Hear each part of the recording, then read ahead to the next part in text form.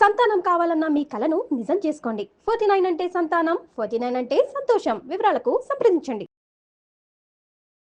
నమస్తే రమగారు. నమస్తే జయ. రమగారు, రాజుల కథలు ఎప్పుడో పాతయి కాకుండా కొంచెం మన ముందు తరాల రాజుల కథలు ఉమ్. అలా ఏమన్నా చెప్పుకుందామండి. ఉమ్. పిల్లలకు కూడా కొంచెం ఇంట్రెస్టింగ్ ఉండి మరాఠీ రాజులు ఉంటాయి. చరిత్రలు ఉంటాయి కదా, మరాఠీ రాజులు, రసపుత్రులు, రాజపుత్ర గాథలు, అవును. అవన్నీ చాలా ఉన్నాయి. మొగలాయిలు అంటే మొగలాయిల కథలు కూడా ఉన్నాయి, కానీ మహారాష్ట్రియన్స్ అంటే మనకి శివాజీ, ఛత్రపతి అవునండి. సంభాజీ, తర్వాత ఏమో మహారాణా ప్రతాప్, వాళ్ళిద్దరి కథలు అవి బాగుంటాయి. అయితే ఈ హిస్టరీలో ఉన్న రకరకాల కథలని కొన్ని చందమామ కథల రూపంలో కూడా మనకు కనపడతాయి జయ.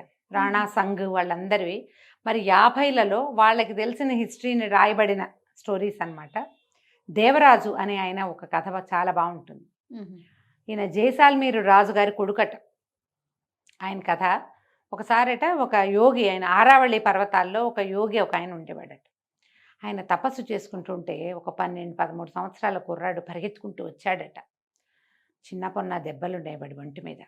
పరిగెత్తుకుంటూ వచ్చి ఈ యోగి పాదాలు పట్టుకుని, అయ్యా నన్ను రక్షించండి, నేను జైసాల్మీరు రాజుగారు అయిన బీజీరావు గారి కుమారుణ్ణి, దేవరాజు నా పేరు, మా నాన్నని సంహరించి మరి శత్రువులు రాజ్యాన్ని ఆక్రమించారు, నన్ను చంపటానికి వెంబడపడ్డారు, గుర్రం చచ్చిపోయింది, నేను పరిగెత్తుకుంటూ వచ్చాను, నన్ను రక్షించండి అన్నాడు. 12-13 ఏళ్ల పిల్లాడు. రాజపుత్రుల పిల్లలు కొంచెం బలంగా దృఢంగా ఉంటారు. ఆయనకి తెలిసింది రాజుగారి అబ్బాయి తనని శరణొచ్చాడని. ఆయన ఏమన్నట్ట, సరే ఆ ఒంటి మీద బట్టలు విప్పేసి అక్కడున్న అంగవస్త్రం కట్టుకొని ఒక ఉత్తరీయం లాంటిది ఇచ్చారు. అంగవస్త్రం ఉంటుంది కదా, చిన్నది, పంచంత పెద్దది కాదు, అదే అంగవస్త్రం కట్టుకోమని ఆ కుర్రాడు అంగవస్త్రం కట్టేసుకున్నట్ట. ఈయన తన ఒంటి మీద జంధ్యం ఉంటే అందులోంచి ఒక పోస తీసి, 3 పోసలు ఉన్నాయో 2 పోసలు ఉన్నాయో ఆయన ఒంటి మీద, మ్మ్. ఒకటి తీసి పిల్లవాడి మెడలో వేసేట, జంధ్యంగా వేస్తారు కదా, మ్మ్. జంధ్యం వేసి అక్కడ ఆహారం ఉంది, 2 విస్తర్లు వేసి నీకు నాకు వడ్డించన్నట్టు. కుర్రాడు గబగబా ఏం చేసేట, 2 విస్తర్లు వేసేసి గిన్నెలు పెట్టాడు. ఒక పెరుగు పచ్చడి లాంటిది ఒక పదార్థం, పులగం. వీళ్ళిద్దరు ఆకుల ముందు కూర్చున్నారు. కూర్చునేసరికి లోపలికి 5-6 సైనికులు గబగబా వచ్చారు. వాళ్ళకి తెలిసింది యోగి గారు భోజనం చేస్తున్నాడు అని. ఆకులు ఉన్నాయిగా, 2 పిల్లలు ఉన్నారు. ఈయన చెప్పాడు, వాళ్ళు రావడానికి ముందు నీ పేరు సోంభట్లు, పేరు అడిగితే సోంభట్లు అని చెప్పు అని చెప్పాడు. సోంభట్ అన్నాడు.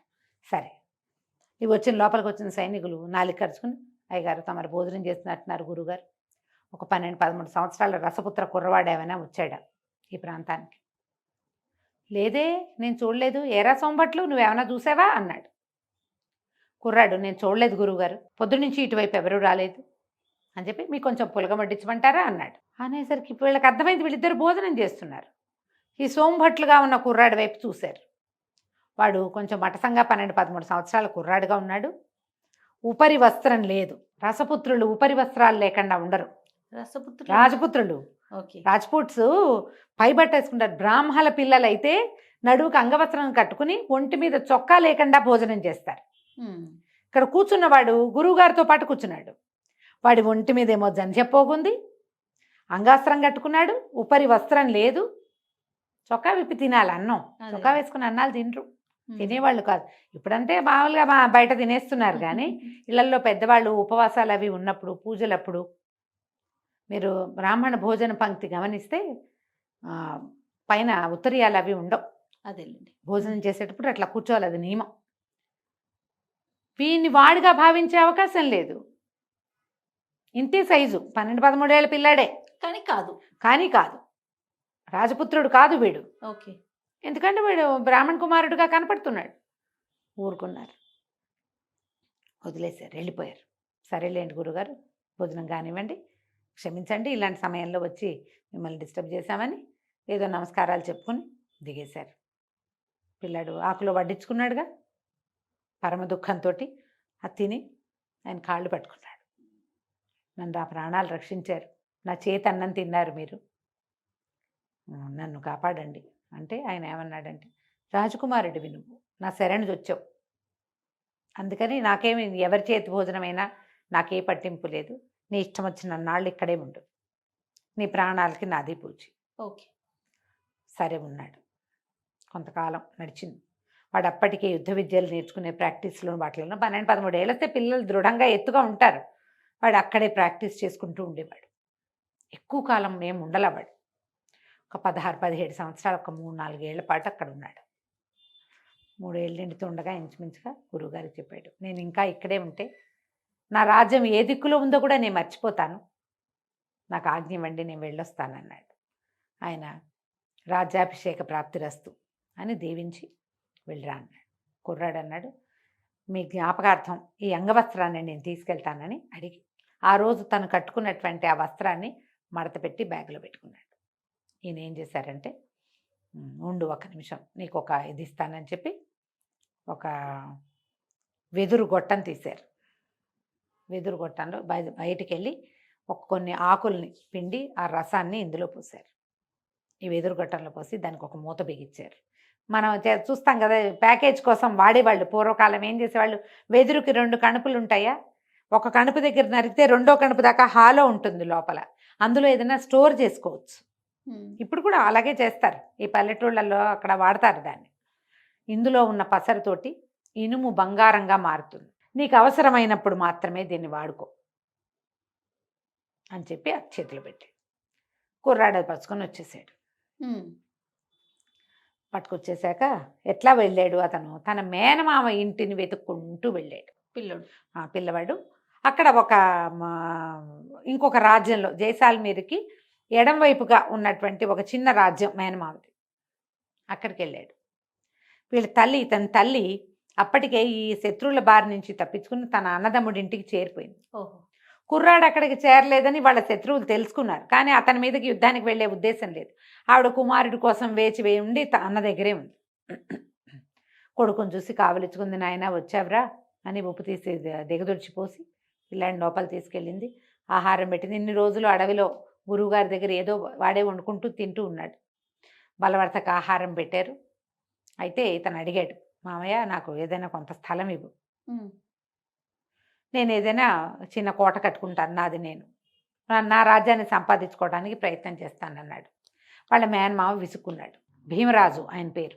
ఆయన ఏమన్నాడంటే, స్థలం లేదు గిలం లేదు, నువ్వు ఉన్నావు, నీకు అన్నం పెట్టావు అంతే, నీకు నేనేం చేయలేను, నా వల్ల అవ్వదు, అవంతా నాతోటి కాదు, నువ్వు వచ్చి ఇక్కడ ఉంటానంటే నువ్వు ఉన్న నాళ్ళు తిండి తిండండి నువ్వు మేమ, కానీ నేను స్థలాలు ఇవ్వను అన్నాడు. అంటే ఏమైంది, అంతలో ఏమైంది, ఒక గొడారి వాడు వచ్చాడట. అంటే అదే మన చెప్పులు అవి కుట్టేవాళ్ళు, వాడు ఒక ఎద్దు చర్మాన్ని తీసుకొచ్చి ఇచ్చాడు ఈయనకి. కుర్రాడు అడిగాడు, దేవరాజు ఈ అబ్బాయి పేరు, ఈ రాజుగారి అబ్బాయి, ఎంతో వద్దు, ఈ ఎద్దు చర్మం పట్టేంత స్థలం ఇవ్వు చాలు నాకు అని అడిగాడు. ఎద్దు చర్మం ఎంత ఉంటుంది, ఎద్దుని ఒలిస్తే మాత్రం అది ఎంత అవుతుంది? సరే, ఈయన ఏం చేశాడు, ఒక దూరంగా ఉన్న ఒక ఇసుక పర్రని చూపించాడు. ఆ ఇసుక పర్ర మీద ఈ ఎద్దు చర్మం పట్టేంత స్థలం తీసుకో, ఏం చేసుకుంటావో చేసుకో అన్నాడు. అనేసరికల్లా కుర్రాడు ఎద్దు చర్మం తీసుకున్నాడు చేతితోటి. ఎద్దు చర్మాన్ని కూడా ఇచ్చేశారు, ఇది పట్టాలి కదా అక్కడ. సరే, కుర్రాడు ఏం చేశాడు, వాళ్ళ అమ్మంది ఎద్దు చర్మం పట్టేందంటే ఎంతరా, 10 అడుగులు రాదురా నాయన అంటే నవ్వాడు. నేను చెప్తానమ్మా దాని సంగతి నీకని సన్నటి కత్తి తీసుకుని ఎద్దు చర్మాన్ని పీలికలుగా చీరేశాడు.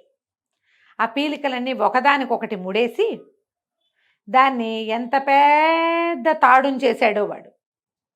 ఆ తాడుతోటి ఒక స్థలానికి ఇది కట్టి, ఈ స్థలం నాది అని చెప్పాడు. ఊరిని మేనమామ ఆశ్చర్యపోయాడు. ఏమిట్రా ఇంత స్థలం కొట్టేస్తావా అన్నాడు.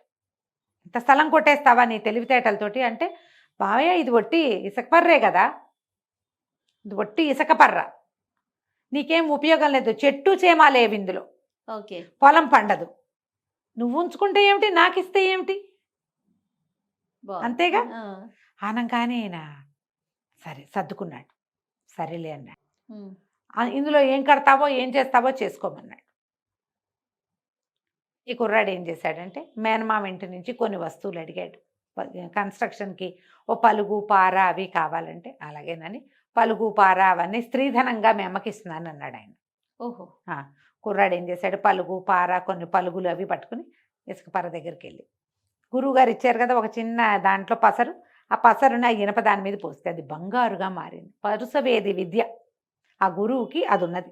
ఆరావళి పర్వతాల్లో ఉన్న గురువు గారికి స్వర్ణ విద్య ఉంది. అబ్బా. ఆయన ఈ రాజపుత్రపు కుర్రవాడు తన దగ్గర 4 సంవత్సరాలు తలదాచుకున్న వాడికి తన విద్యలో ఒక అవకాశాన్ని ఇచ్చాడు. వీడ ఈ ఇనప వాటిని బంగారంగా మార్చి, బంగారాన్ని డబ్బుగా మార్చి అక్కడ ఒక పెద్ద కోట కట్టడం మొదలుపెట్టాడు. కోట మొత్తం తయారైంది. మరి డబ్బులు ఆ, ఎంతమందినో తీసుకొచ్చాడు. వాళ్ళ వీర చాలామంది అయ్యారు. ఆ వచ్చిన వాళ్ళందరూ చక్కగా ఇక్కడ ఉంటూ మరి అందరికీ డబ్బులు ముడుతున్నాయి. బంగారం వీడి దగ్గర ఉన్నదే గోల్డ్. ఉమ్, ఇక కోట తయారైంది. ఈ భీమరాజుకి చుట్టాలు పక్కాలు వచ్చి అబ్బా మామయ్య కోట కంటే మేనల్లుడి కోటే పెద్దదిగా అండ మొదలుపెట్టారు. ఓకే. ఇక ఆ ఇతను- కోట కొట్టేయాలి. ఆయన ఏం చేశాడు, సైనికులను తీసుకుని బయలుదేరాడు కోట మీద జమాయించడానికి. అయితే కోట దగ్గరికి వెళ్ళి వీళ్ళు ముట్టడి చేసేసరికి లోపల నుంచి దేవరాజు వాళ్ళ అమ్మగారు వచ్చింది. అదేమిటన్నయ్య భలేవాడివి, వాకిట్లోకి వచ్చి ముట్టడి ఏమిటి, భోజనాలు చేయండి అందరూ, ముందు భోజనానికి రండి అని, మీ కోట నీది అని లోపల తీసుకెళ్ళింది. కుర్రాడు అన్నాడు, దేవరాజు మావయ్య నీ స్థలంలో కట్టాను, నా డబ్బు అయితే నీ డబ్బు కాదా, నీ స్థలం నాదైంది, నా డబ్బు నీ డబ్బులు కావు, ఓహో. నీదే డబ్బు, శుభ్రంగా భోజనం చేయండి అని అందరికీ భోజనాలు, షడ్రసోపేతమైన అద్భుతమైన భోజనం పెట్టాడు. యుద్ధం కోసం వస్తే వచ్చిన సైనికులందరికీ భోజనం పెట్టారు. అందరూ భోజనాలు అయిపోయాక ఎవరి పై వస్త్రాలు వాళ్ళు భుజాల మీద వేసుకునే ఉంటాయి, అవి తీసుకోవడానికి వస్తే అందరికీ కొత్త బట్టలు పెట్టున్నాయి. అక్కడ ఆ బట్టలు తీయబోతుంటే వస్త్రం ఎంత బరువు ఉంటుంది, అన్ని బరువుగా ఉన్నాయి. ఏమిటి బరువుగా ఉన్నాయి అంటే ప్రతి వస్త్రానికి చెంగున 100 నాణేలు, బంగారు నాణేలు మూటగట్టున్నాయి. అబ్బా, అబ్బా. వాళ్ళు ఆశ్చర్యపోయారు, ఇదేమిటి ఇంత డబ్బు ఇస్తారంటే, మీకే రేపు మనం జైసాల్మీర్ మీద యుద్ధానికి వెళ్ళబోతున్నాం, దానికి మీకు జీతం ఇచ్చానన్నాడు. వీళ్ళు తెల్లబోయారు, మాకు 10 నాణేలే మా జీతం, నువ్వు 100 నాణేలు ఇచ్చావు, ఇవాళ నుంచి మీ జీతం పెరిగింది, మీరు భీమరాజు దగ్గర సైనికులు కాదు, జైసాల్మీర్ మీదకి యుద్ధానికి వెళ్ళబోయే సైనికులు, మీకు జీతం దానికి తగినట్టు ఉండదు, జైసాల్మీర్ మన వశమైతే కోట్లు ఉన్నాయి మనకు అక్కడ అన్నాడు. మొత్తం సైనికులంతా దేవరాజు అయిపోయారు. ఎప్పుడైతే సైనికులు మేము యుద్ధం చేయము నీతోటి, మేము దేవరాజు దగ్గర ఉంటాం అనగానే భీమరాజా అందరినీ పొట్లాడాడు, దుర్మార్గులారా ఇంత పని చేస్తారా, నన్ను మోసం చేస్తారా అంటే సైనికులు తిరుగుబాటు చేసేశారు అతని మీద. మోసం నీదా మాదే, నువ్వు ఎద్దు చర్మానికి సరిపడా ఇదని ఒక ఇసుక పర్రనిచ్చావు బాలుడికి, 18 సంవత్సరాల కుర్రవాడికి నువ్వు ఇచ్చింది ఒట్టి స్థలం, నువ్వు ₹1 ఇవ్వల. మీ ఇంట్లో ఉన్న నాళ్లే పెట్టేవన్నాం. ఆ తర్వాత కష్టపడి కుర్రాడు దగ్గరుండి తల్లి కొడుకు కోటను కట్టించారు. అతని కోటను జయించడానికి బయలుదేరింది నీది మోసమా మాదే మోసం? మేము సైనికులం, ఎక్కడైనా సరే ఒళ్ళమ్ముకునే వాళ్ళమే, నీకమ్మే బదులు వాడికి అమ్ముతావు, కానీ నువ్వు చేసిన పని ఏమిటి అనగా ఇంకేం చేశాడు, తిరుగుబాటు. నోరు మూసుకుని ఆయన ఇంటికి వెళ్ళిపోయాడు. ఉమ్, దేవరాజు మొత్తం ఆ ఊళ్ళో ఉన్న ప్రతి సైనికుడిని కొన్నాడు. అందరూ కలిసి జైసాల్మీర్ మీద యుద్ధానికి వెళ్ళారు. మరి ₹10 జీతం నుంచి ₹100 జీతానికి పెంచిన వాడి పట్ల ఎలాంటి కృతజ్ఞత ఉంటుంది? ప్రతివాడు తన కొడుకుని, చుట్టాన్ని, బావమరిని అందరినీ సైన్యంలోకి దింపారు. ఈ ఊరంతా వెళ్ళి జైసాల్మీర్ మీద పడింది. కుర్రాడు కత్తి పట్టగలిగిన ప్రతి రాజపుత్ర కుర్రాడు వెళ్ళిపోయాడు యుద్ధానికి. వెళ్ళేసరికి జైసాల్మీర్ కోట వీళ్ళకి వశమైంది. ఈయన రాజ్యాభిషేకానికి వెళ్తున్నాడట. వెళ్తుంటే ఒక పాత అంగవస్త్రం ఉంది అతని భుజం మీద. అందరు అడిగారు, ఇదేమిటి, ఇదేదో వస్త్రం వేసుకున్నామంటే, ఇది నా ప్రాణం కాపాడింది ఈ అంగవస్త్రం, ఇది నాతోటే ఉంటుంది అని చెప్పాడు. ఆ తర్వాతట ఎప్పుడు ఎవరు రాజ్యాభిషేకం చేసుకున్నా అంగవస్త్రాన్ని భుజం మీద వేసుకోవటం ఆ రాజ్యపు ఆచారంగా మారిందట. ఈ వస్త్రం ఇతని దగ్గరే ఉంది. తర్వాత అందరూ కూడా ఆయన భుజం మీద అంగవస్త్రం వేసుకునేవాడు, మనం కూడా వేసుకోవాలని ఇంకా అదే మొదలుపెట్టారట. ఇది చందమామలో వచ్చిన కథ, 50s రాయబడింది. చరిత్ర నుంచి తీసుకున్న విషయాన్ని కథలోకి కొంచెం బాగా అనువదించినట్టున్నారు. కంచికి మనం ఇంటికి. నమస్తే రమ్య గారు. నమస్తే.